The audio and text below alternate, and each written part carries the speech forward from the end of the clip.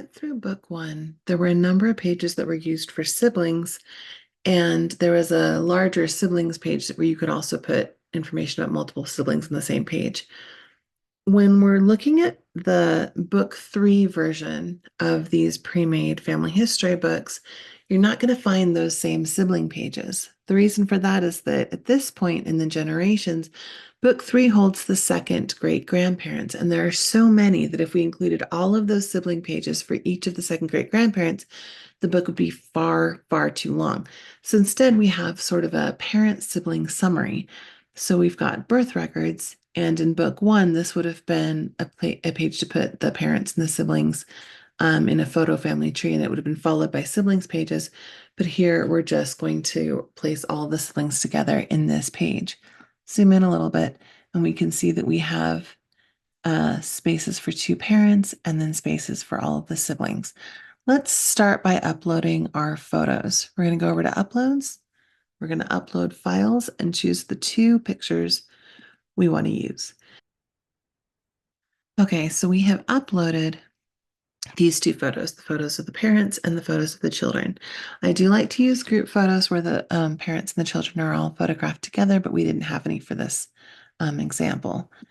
So I'm just going to drag this photo in. I double click on it to create this little ghost photo, and I'm going to use that to resize the image so that we really only see the faces of each of these people. And I'm going to do that for each of these photo spots.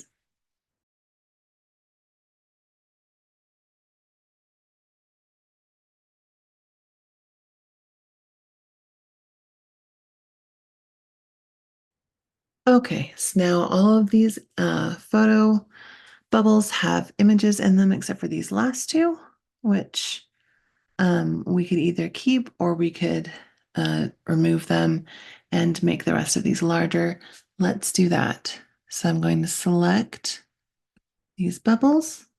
I'm going to delete, oh, I missed a little bit. I'm going to delete that.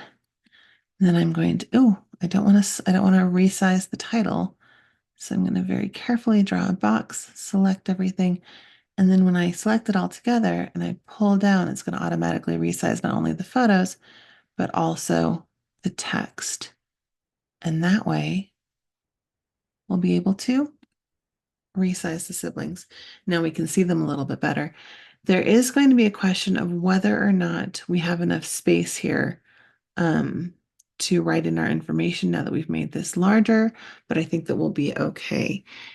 The other thing that we could do is we could also just remove these fields and just write their names and then born and died. I actually think that I like that idea.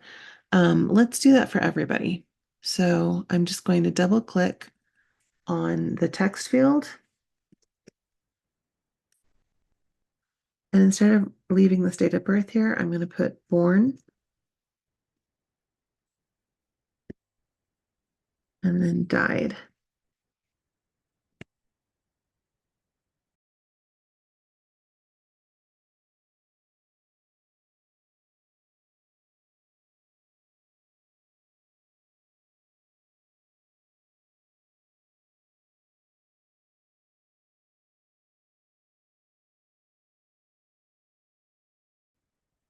Okay.